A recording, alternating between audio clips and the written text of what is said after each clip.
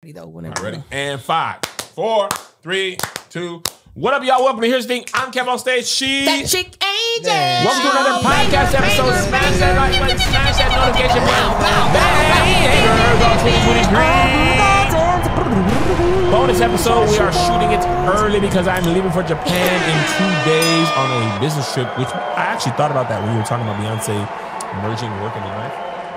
You know, I'm a big fan of travel. It's like what I love to do. So getting paid to travel and experience Japan on American Airlines is dime. And getting to fly first class. I love travel influencers. Put me up in a 4-star hotel and say, hey, just go have fun in Japan for a few days. And we only had time to do like 48 hours. Literally is what we're going to do the video because boys in school and stuff. And we sent them our itinerary. They was like, why didn't y'all stay for longer? And I was like, this is crazy. Yeah, that's what travel influencers do. You talk about Are they giving you guys money to spend while you're there? No. They are. But they were like, why is your trip so short? No, but They're I'm saying while like you're already over there, they're like, take advantage of it. Oh, you're talking about like food and stuff. Yeah, I mean, unless they're flipping for all include. Yeah, man. What do you mean? Only listen, you cover the flight and the hotel. I can buy my food. No, I'm not saying you can't. That's not the point. But they're asking for more. You know, it costs money. Yeah, I think you do a very good job of integrating your family in your work, and it's important. It's important, and I'd be not doing stuff because of my kids. All right. Anyway, let's talk about this things real quick. Now, I want to update y'all on Winnie Parker. Now, if you're unfamiliar, Winnie Parker, we talked about her in the last bonus. She is the person who said it's better to have a white following than a black following because blacks don't support like white, right? I don't know why she whispered the word white and yelled the word black or said it with her full voice. But anyway, we talked about her at length on the last bonus episode. There's been a little development in the situation with her. Let me play you this video where she updated us on her current situation. And also she's made a full apology now. Oh, I hate when TikTok does that. I hate when you have a TikTok save and it go you to the TikTok right now. Boy. Drop that shit, D. Yeah. I just got an email from the brand for Macy's, and they basically are saying that, like, because of the amount of hate that I got on the video, like, they're reading through the comments that they're probably not going to work with me again. That's basically what they're saying in a nutshell. So, that's always fun. That's always fun. So, this is the worst possible scenario result of her video. Yeah. One, it's always bad if a large amount of people find out about you as a result of controversy, right? Much easier to navigate if you're big and then you have a stumble. But a lot of people's first interaction with her is this. Never knew about her until that. Never heard of her. The internet's memory is very long. So what she first did to me, just Kevin, rubbed me the wrong way. I'm like, oh, you don't believe black people, you don't believe black people support, that I'm probably not going to be the person that's going to support your content. We disagree on a fundamental thing. God bless you, go about your way. White people is probably like, ooh, it's kind of weird for us as well. So you didn't necessarily gain a whole bunch of them. No, absolutely not. Then the brand that you made the video for, which frustrated you because enough people didn't support you, being like, and I've never even heard of a brand doing this. As a result of that, this is probably going to be our last brand deal with you. That, ladies and gentlemen, is the triple play of the worst possible thing. You got a lot of views, but it's mostly hate views, hate comments, frustration, which is going to wear off. When you come back, people are going to be like, ain't that the girl? So apparently this woman, this is the tip of the iceberg from her, because obviously now that I searched this or saw this on TikTok, TikTok done show me everything. She made a video where she was like, I actually hate being a mom.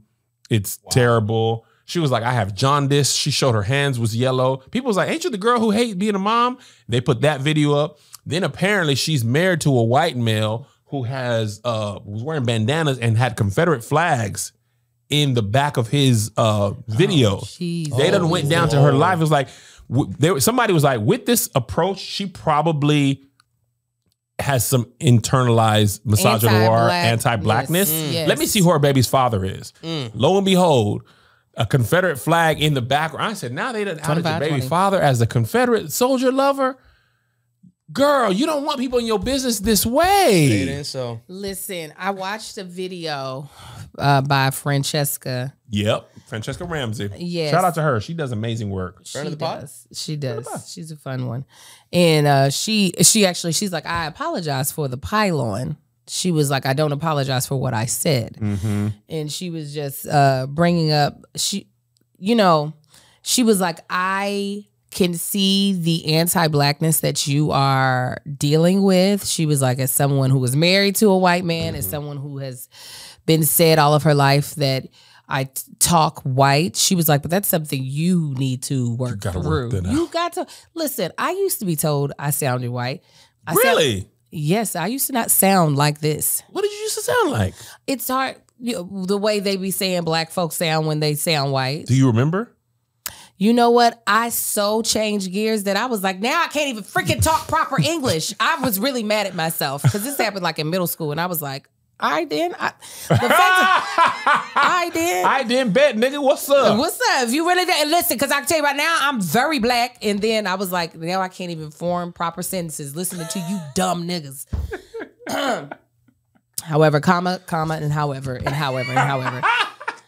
It's really like, these are things that when you become an adult, it is your responsibility to work through. It is no longer acceptable for you to just keep pointing the damn finger. It's what you going to do about it for yourself. Listen, when I grew up in El Paso, Texas, I've talked about this a lot. My black experience was mostly in the black church. El Paso, Texas, 95% Hispanic population. So I didn't really grow up around white people either. I grew up mostly around Hispanic people and black people. When my dad and mom got married, he took us to Atlanta for the summer. It's my first time going to the right of the United States. Mm-hmm. We only went to El Paso, Phoenix, and Albuquerque for church stuff up until this point in my life. Mm-hmm. So I'd never been anywhere really east of Dallas, probably, or San Antonio. We get to Atlanta, I'm hanging with my cousins on my daddy's side. When they told me and my sister, we sound white because we couldn't pronounce Shot it. I still kind of have a little bit of trauma because no matter what I do, I can't pronounce Shade the way they do. It's shorty, Shade. Shade, say what's your price? No matter what I do. They're like, man, you can't. They were like, say Shaw. And I'd be like, Shade. And they'd be like, nah, man, you sound white. And I was like, nah, I say like, yeah, Shaw. Nah, Shade. But it used to hurt me because I didn't feel like I sounded white. Atlanta people, them cousins of mine, they sound like Greg. Mm-hmm. And y'all, this is LA Greg. Mm-hmm. Greg, when we knew him in Atlanta, he was more Atlanta, right? So I had to deal with that as well. And then the traditional blacks, when they found out I liked pumpkin pie, oh my God. The pitchforks came out. Yeah, because it's a travesty. That has nothing to do with the dialect in which you grow up talking, okay? And listen, I really think it's terrible that we say that when someone does not have cultural indicators, because that's really what it is. Mm-hmm. There's a lack of cultural indicators inside of someone's voice, which makes it sometimes hard for you to be able to dictate what race they are, like if you were over the phone. So that's what then black people will associate with talking white. Yes. Well, it's just like, ain't that old by now? Like, don't we know what's really going on? That we all grew up in different places, and some of us talk like where we grew up, and some of us might not have grew up in a place that has a lot of cultural indicators in their voice. It's like, get over it. But also, hi, you little fine ass. Like my husband, I'm gonna tell you, when he first moved out here, he was talking to my white roommate. Not moved out here, he came to visit me when I was living in Orange County. And she was like, what type of laptop you have? He said, I got a Dell. And she said, you have a what? He said, a Dell. She was like, what type of computer is that? I was like, he was like, Dell, D-E-L-L. She was like, oh, Adele.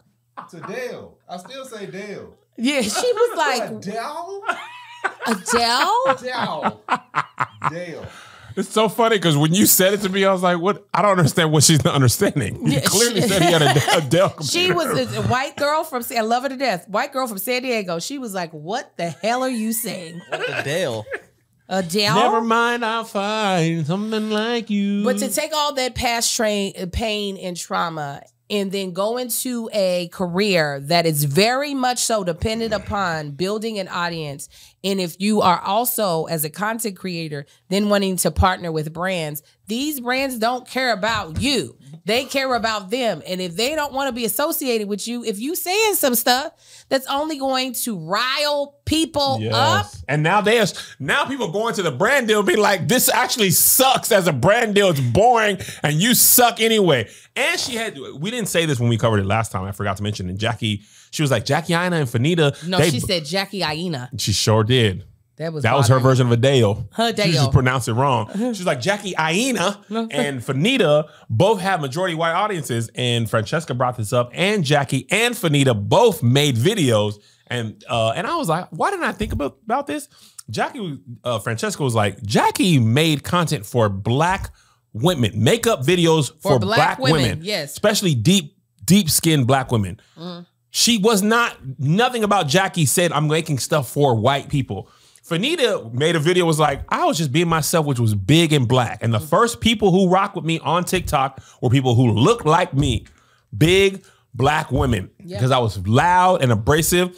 The other people came later, but because other people have come along doesn't mean that's who you were trying to attract. Yeah. Right? Same thing with hip hop music. Them rappers make music that they want to make and all that type of stuff. Everybody consumes it. Yeah. But you never say that Jay-Z is making music for white people or Kendrick Lamar. Now, you ain't going to be getting $1 billion if them white folks ain't going to buy your tickets and your music. Because them white folks going to consume that hip-hop music. They sure will. They do. And black folks, we be buying. But there's more white, like we said last time, there's more white people in the world. There's more white people over here. Especially in the United States. There's more of us in the world. There's more people of color. Yeah, well, you're right. I said the world, but I was really talking about the United States, hip-hop. Hip-hop. In the world of the United States. But anyway, low-key, I feel, and the funny thing about poor Winnie Parker, she's just trying to tweet through it. She's just TikToking her way, having dates, and people was like, nigga, we ain't trying to hear nothing. Listen, this is what I will say.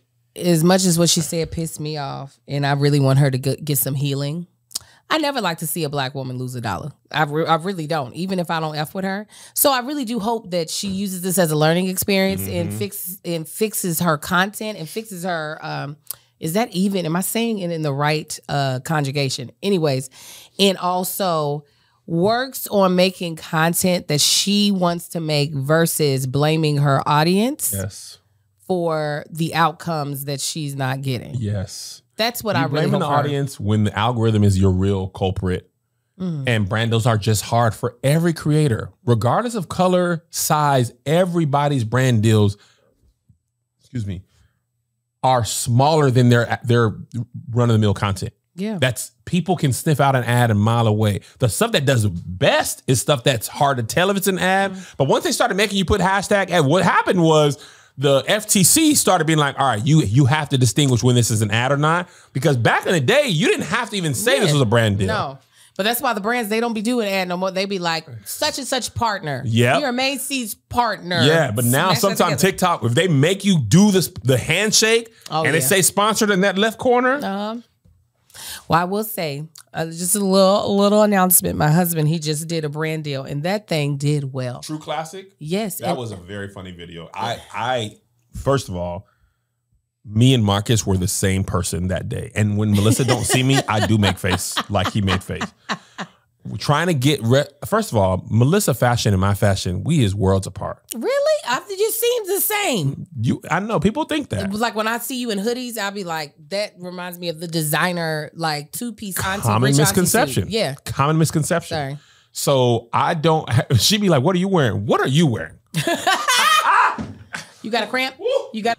What up, y'all? I hope you enjoy this bonus clip snippet. Listen, if you want the full bonus episode, then hit the Kev on Stage Studios Patreon. It's right here on the thing you're looking at. You get patreon.com/KevOnStageStudios. You can click KevOnStage.com.